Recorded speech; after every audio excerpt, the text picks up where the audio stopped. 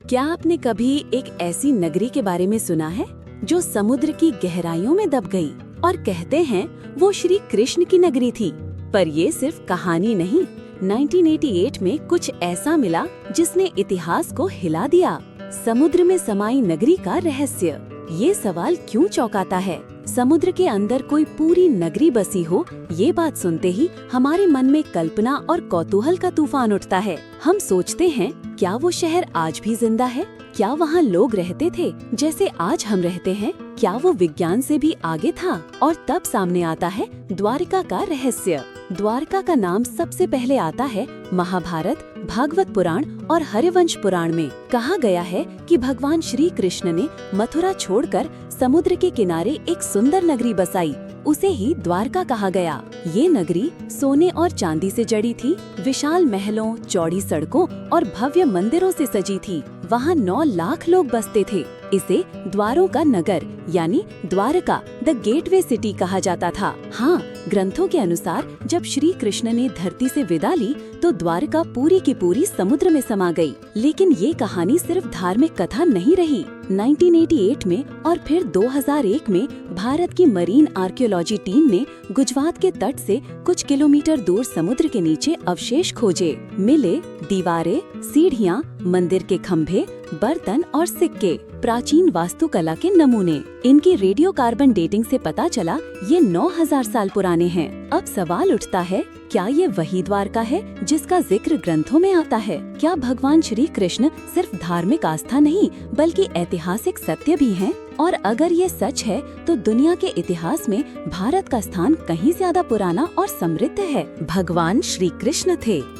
भगवान श्री कृष्ण को विष्णु के 8वें अवतार के रूप में पूजा जाता है। वो केवल धर्म रक्षक नहीं थे बल्कि एक योद्धा, रणनीतिकार, संगीतज्ञ और सच्चे राजा भी थे। उनका जीवन सिर्फ मथुरा और वृंदावन तक सीमित नहीं था। जब मथुरा में बार बार हमले होने लगे तो उन्होंने यदुवंशियों को बचाने के लिए एक नई नगरी बसाई और वो थी द्वारका। पौराणिक ग्रंथों के अनुसार द्वारका समुद्र के किनारे नहीं, समुद्र के अंदर बसाई गई थी। इसके महल सोने, चांदी और कीमती रत्नों से बने थे। वहाँ की सड़कें चौड़ी और व्यवस्थित थीं। ये नगरी चमत्कारी सुरक्षा प्रणाली से लैस थी, जैसे आज के स्मार्ट सिटी प्लानिंग। भागवत पुराण में लिखा है कि द्वारका को भगवान ने समुद्र देवता वरुण से भूमि लेकर बसाया। क्यों कहा जाता है ये नगरी थी श्री कृष्ण की? श्री कृष्ण ने यहीं से अपना राज्य चलाया। यहीं से उन्होंने महाभारत के कई बड़े फैसले लिए। सुदामा, रुक्मणी, बलराम और उद्धव जैसे चरित्रों की जीवन गाथाएं भी यहीं जुड़ी हैं। द्वारका में उन्होंने अपने 70,000 सैनिकों, 16,108 रानियों और अपने पूरे यदुवंश के साथ निवास किया। ये नगरी उनकी नीतियों, शासन और दिव्य जीवन की साक्षी थी। जब श्री कृष्ण ने पृथ्वी से विदा लिया तो ग्रंथों के अनुसार पूरी द्वारका नगरी समुद्र में समा गई। कुछ लोगों ने देखा कि कैसे समंदर की लहरें धीरे धीरे एक समृद्ध सभ्यता को निगल गईं और सिर्फ रह गया एक गूंजता हुआ नाम, द्वारका। महाभारत के युद्ध के बाद श्री कृष्ण ने यदुवंश के भीतर बढ़ते हुए अहंकार और कलह को देखा। उन्होंने भविष्यवाणी की थी, जब धर्म खत्म होने लगेगा तब यदुवंश स्वयं अपने ही क्रोध से नष्ट हो जाएगा। और ऐसा ही हुआ। यदुवंशियों ने आपसी झगड़े में एक दूसरे को मार डाला। श्री कृष्ण ने ये देखकर पृथ्वी को छोड़ने का निश्चय किया और जब उन्होंने पृथ्वी का त्याग किया तो समुद्र ने धीरे धीरे पूरी द्वारिका नगरी को निगल लिया। सैकड़ों सालों तक लोग यही मानते रहे कि द्वारिका एक पौराणिक कथा है, एक दिव्य नगरी जो सिर्फ कहानियों में थी। लेकिन फिर आया विज्ञान और पुरातत्व का युग, जिसने इस विश्वास को झकझोर दिया। 1988 से 2002 तक भारतीय समुद्री पुरातत्व विभाग, NIOT और ASI ने गुजरात के ओखा तट और बेअट द्वीप के पास समुद्र के अंदर गहन खोज की और जो मिला उसने सबको चौंका दिया। समुद्र के नीचे चौकोर पत्थर की दीवारें, सीढ़ियाँ, सड़कें और स्तंभ, 5000 से 9000 साल पुराने बर्तन और अवशेष, एक संगठित शहर की योजना जैसा पैटर्न। ये सब बताता है कि वहाँ कभी एक उन्नत सभ्यता थी जो एक दिन समुद्र में समा गई। वैज्ञानिक पूरी तरह से दावा नहीं करते, परंतु कई पुरातत्वविदों का मानना है ये वही द्वारिका हो सकती है जिसका जिक्र महाभारत और पुराणों में हुआ है।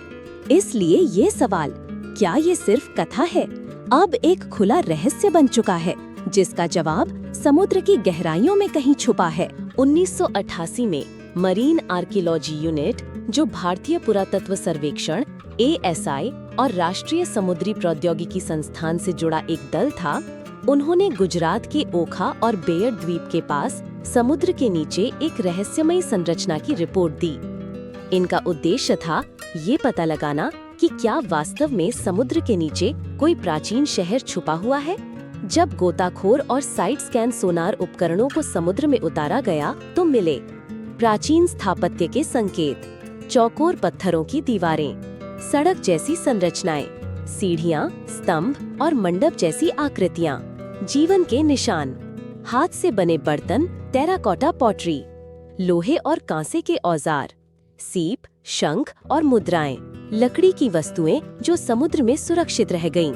रेडियो कार्बन डेटिंग से पता चला इन अवशेषों की उम्र 5000 साल से ज्यादा थी, कुछ तो 9000 साल पुराने थे। खोज का स्थान अरब सागर में वही है जहां ग्रंथों के अनुसार द्वारका स्थित थी। नगर की योजना संगठित और उन्नत शहरी संरचना जैसी थी। इतने प्राचीन शहर का समुद्र में मिलना दुनिया की सबसे बड़ी समुद्री खोजों में से एक मानी जाती है। इसलिए वैज्ञानिक और इतिहासकार मानते हैं ये स्थान पौराणिक द्वारका से जुड़ा हो सकता है, जिसे भगवान श्री कृष्ण ने बसाया था।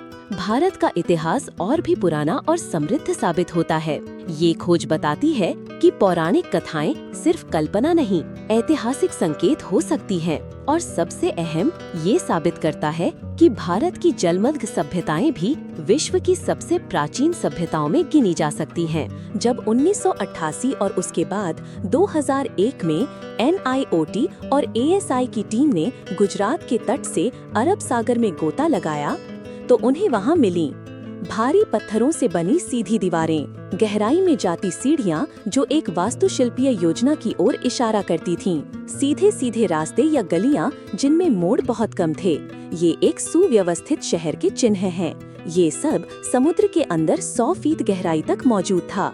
कोई जंगल नहीं, कोई प्राकृतिक चट्टान नहीं, सिर्फ इंसान की बनाई हुई संरचनाएं। क्या ये सिर्फ प्राकृतिक संरचनाएं हो सकती हैं? नहीं। वैज्ञानिकों ने स्पष्ट कहा कि इन पत्थरों की कटिंग, लेआउट और समानांतर पैटर्न से ये स्पष्ट है कि ये किसी उन्नत मानव सभ्यता द्वारा बनाए गए शहर के हिस्से हैं। दीवारें ठीक वैसी ही थीं जैसी प्राचीन नगरों में होती हैं। सीढ़ियां एक विशेष कोण पर कटी हुई थीं, जो प्राकृतिक नहीं हो सकती। गलियों की दिशा और लंबाई भी एक नगर नियोजन जैसी थी। अब यहाँ बड़ा सवाल उठता है, क्या ये श्री कृष्ण की द्वारका है या कोई और सभ्यता? आश्चर्य है कि ये द्वारका हो सकती है क्योंकि इसका स्थान वही है जो ग्रंथों में बताया गया है, गुजरात के पश्चिमी तट पर समुद्र में। इसकी प्राचीनता लगभग 9000 साल तक जाती है, जैसा कि भागवत पुराण के अनुसार द्वारका महाभारत युग में बसी थी। इसकी शहरी योजना, भव्य निर्माण और समुद्र में डूब जाना, ये सारी बातें द्वारका की पौराणिक कथा से मेल खाती हैं। ये अवशेष किसी अत्यंत उन्नत और सुनियोजित प्राचीन सभ्यता के संकेत हैं और ये उस द्वारका की ओर इशारा करते हैं जिसका वर्णन धार्मिक ग्रंथों में है। ये NIOT रिपोर्ट 2001 में NIOT यानी national institute of ocean technology ने गुजरात के तट पर समुद्र के नीचे सोनार तकनीक और अंडर वाटर एक्सकवेशन की मदद से कई अवशेष खोजे। फिर इन अवशेषों की कार्बन डेटिंग करवाई गई, जो बताती है कि वहां पाए गए कुछ अवशेष 8000 से 9000 साल पुराने हैं। ये काल सिंधु घाटी सभ्यता से भी हजारों साल पहले का है। सिंधु सभ्यता लगभग 3300 ईसा पूर्व में मानी जाती है, जबकि ये खोज 7500 ईसा पूर्व तक जाती है। जिन वस्तुओं पर परीक्षण किया गया उनमें शामिल थे लकड़ी के टुकड़े, कच्ची ईंटों जैसी संरचनाएं, मिट्टी के बर्तन, शंख और पत्थर से बने औजार। इनकी बनावट और जगह से ये साफ था कि ये मानव द्वारा बसाई गई सभ्यता का हिस्सा है। जो समुद्र में डूब चुकी है। बहुत से वैज्ञानिकों और शोधकर्ताओं का मानना है ये दुनिया की सबसे पुरानी ज्ञात सभ्यताओं में से एक हो सकती है। विशेषज्ञों ने कहा इसका निर्माण कार्य और योजना दर्शाते हैं कि ये कोई सामान्य गांव नहीं था, बल्कि एक उन्नत नगर व्यवस्था थी। ये सभ्यता न केवल पुरानी थी, बल्कि संगठित, विकसित और तकनीकी रूप से सक्षम भी थी, क्योंकि अब तक की मान्यताओं के अनुसार सबसे पुरानी मानव सभ्यता सुमेरिया या मेसोपोटामिया को माना जाता था, लगभग 5000 ईसा पूर्व। लेकिन अगर भारत में ही 9000 साल पुरानी सभ्यता पाई गई है, तो इसका मतलब है कि मानव विकास की शुरुआत भारत में और भी पहले हो चुकी थी। हजारों सालों से श्री कृष्ण को भारत में एक देवता, योगी, दर्शनकर्ता और राजनीतिक रणनीतिकार के रूप में पूजा जाता रहा है। वो भागवत गीता के वक्ता हैं, महाभारत के नायक और द्वारका के राजा। लेकिन सवाल ये है, डगर, क्या वे वास्तव में इस धरती पर थे या सिर्फ एक मिथ्या चरित्र हैं? अब तक श्री कृष्ण को लेकर लिखित ग्रंथ तो बहुत हैं, जैसे महाभारत, हरिवंश पुराण, भागवत पुराण। परंतु सवाल उठता है, क्या भौतिक प्रमाण भी हैं? और यहीं आता है द्वारका की खोज। समुद्र के नीचे मिले 9000 साल पुराने अवशेष, नगर की योजना, मंदिरों के खंडर, गलियां, सीढ़ियां, प्राचीन काल की सभ्यता के प्रमाण। इन सभी बातों का मेल उस नगरी से है जिसे कृष्ण ने वसाया था, द्वारका। कुछ वैज्ञानिक और इतिहासकार आज ये मानने लगे हैं कि अगर द्वारका वाकई अस्तित्व में थी, तो उसका शासक श्री कृष्ण भी इतिहास का एक वास्तविक पात्र हो सकता है, जैसे चाणक्य, बुद्ध या अशोक, क्योंकि श्री कृष्ण से जुड़ी घटनाएं दैवीय चमत्कारों से भरी हैं, जैसे पूतनावध, गोवर्धन पर्वत उठाना, चक्र का दिव्य प्रयोग। ये बातें इतिहास की कसौटी पर प्रमाणित करना कठिन है, परंतु ये भी सच है कि हर ऐतिहासिक चरित्र को उसके चमत्कारों से नहीं, उसके प्रभाव से आंका जाता है। और श्री कृष्ण का प्रभाव आज भी हजारों साल बाद भी जिंदा है। हाँ, और शायद वो समुद्र आज भी द्वारका के रहस्यों को छिपाए बैठा है। समुद्र समय का सबसे बड़ा गवाह। समुद्र हमेशा से इतिहास का सबसे मौन लेकिन मजबूत गवाह रहा है। वो कभी बोलता नहीं, पर सब याद रखता है। वो सभ्यताओं को निगलता भी है और हजारों साल तक उन्हें संभालेगी रखता है। द्वारका के संदर्भ में हिंदू ग्रंथों के अनुसार श्री कृष्ण के स्वर्ग सिधारने के बाद द्वारका नगरी समुद्र में समा गई थी। ये बात हजारों साल तक सिर्फ एक कहानी मानी जाती रही, लेकिन 1988 और 2001 में समुद्र के नीचे मिली संरचनाएं एकदम नई कहानी कहने लगी। आज तक क्या क्या मिला है? गुजरात के तट से पत्थर की दीवारें, सीढ़ियां और सड़कों के अवशेष, मिट्टी के बर्तन, लकड़ी के टुकड़े और शंखों के औजार, मंदिर के खंडरों जैसे अवशेष जो लगभग 9000 साल पुराने हैं। ये सब इस ओर इशारा करते हैं कि कुछ तो है समुद्र की गहराइयों में जो अब तक पूरी तरह सामने नहीं आया। जैसे जैसे तकनीक विकसित हो रही है, वैज्ञानिक समुद्र की और गहराइयों तक उतर पा रहे हैं, लेकिन वहाँ की तेज लहरें, कीचड़ भरी सतह और कम दृश्यता अब भी बहुत सी खोजों को रोक रही हैं। यानी समुद्र आज भी बहुत कुछ छिपाए बैठा है जो शायद आने वाले वर्षों में ही सामने आए। क्या ये द्वारका ही है? ये बहस आज भी चल रही है। कुछ वैज्ञानिक मानते हैं कि ये श्री कृष्ण की ऐतिहासिक नगरी ही हो सकती है। वहीं कुछ कहते हैं ये किसी अनजानी प्राचीन सभ्यता के अवशेष हैं। लेकिन ये तो तय है, जो कुछ समुद्र के नीचे है वो दुनिया की सबसे पुरानी नगरियों में से एक है, और जब तक उसका पूरा सच सामने नहीं आता,